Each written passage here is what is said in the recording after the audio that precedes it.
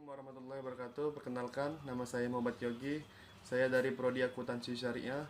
Di sini saya akan menafsirkan surat Al-Baqarah ayat 282. Yang pertama adalah asbabun nuzulnya. Jadi pada surat Al-Baqarah ayat 282 ini, asbabun nuzulnya adalah pada saat Rasulullah SAW datang ke Madinah untuk yang pertama kali.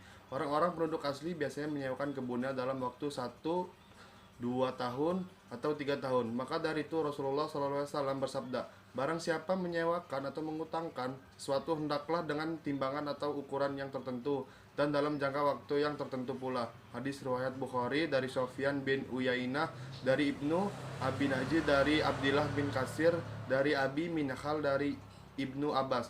Sehubungan dengan itu, Allah Subhanahu wa taala menurunkan ayat ke 282 sebagai bentuk pemerintah apabila mereka utang piutang maupun muamalah dalam jangka waktu tertentu.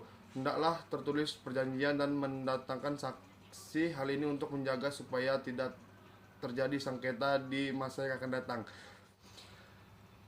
Selanjutnya adalah yang kedua, yaitu arti surat Al-Baqarah ayat 282, yaitu hai orang-orang yang beriman, apabila kamu bermuamalah tidak secara tunai untuk waktu ditentukan, hendaklah kamu menuliskannya, dan hendaklah seorang penulis di antara kamu menuliskannya dengan benar, dan janganlah penulis enggan menuliskannya sebagaimana Allah telah mengajarkannya, maka hendaklah ia menulis. Dan hendaklah orang yang berhutang itu mengimlakan apa yang akan ditulis itu, dan hendaklah ia bertakwa kepada Allah Rabbnya, dan janganlah ia mengurangi sedikit pun dari hutangnya. Jika ia berhutang, itu orang yang lemah akalnya atau lemah keadaannya, atau dia sendiri tidak mampu mengimlakan, maka hendaklah walinya mengimlakan dengan jujur.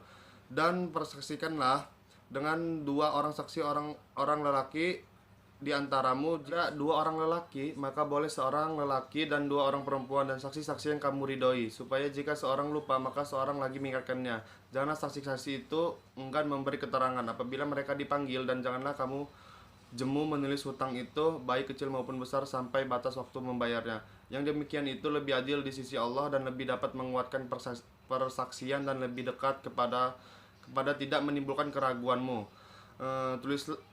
Tulislah muamalahmu itu, kecuali jika muamalah itu perdagangan tunai yang kamu jalankan di antara kamu, maka tak ada dosa bagi kamu jika kamu tidak menulisnya. Dan persaksikanlah apabila kamu jual beli, dan janganlah penulis dan saksi saling sulit menyulitkan. Jika kamu lakukan yang demikian, maka sesungguhnya hal itu adalah suatu kefasikan pada dirimu, dan bertakwalah kepada Allah. Allah mengajarmu dan Allah mengetahui segala sesuatu. Dan yang ketiga adalah keterkaitan surat Al-Baqarah ayat 282 dengan hubungan ekonomi syariah, yaitu adalah berhubungan dengan anjuran mencatat setiap aktivitas transaksi. Pencatatan serta pembukuan merupakan langkah awal dari proses akuntansi. Apabila orang-orang mungkin melakukan transaksi seperti jual beli barang dengan pembayaran kredit, atau jual beli saham seperti jual beli barang dagangan yang ditangguhkan penyerahannya pada pembeli terhadap batas waktu tertentu. Dengan menyebutkan jenis-jenis, ciri-ciri dan ukurannya, maka Allah memerintahkan agar menulisnya dengan menyebutkan hari, bulan, tahun pembayaran yang dijanjikan dengan sejelas-jelasnya.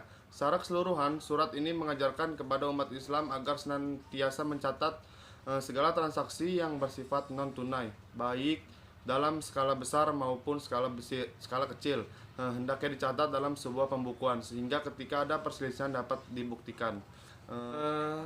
Maksudnya muamalah seperti jual beli, sewa menyewa, utang piutang, dan lain-lain secara tidak tunai, misalnya pinjaman atau pesanan untuk waktu yang ditentukan atau diketahui, maka hendaklah kamu catat untuk pengukuhan dan menghilangkan pertikaian nantinya. Dan hendaklah ditulis surat utang itu di antara kamu oleh seorang penulis dengan adil, maksudnya benar tanpa menambah atau mengurangi jumlah utang atau jumlah temponya. Sekian dari saya ucapkan terima kasih. Wabillahi taufik walhidayah. Wassalamualaikum warahmatullahi wabarakatuh.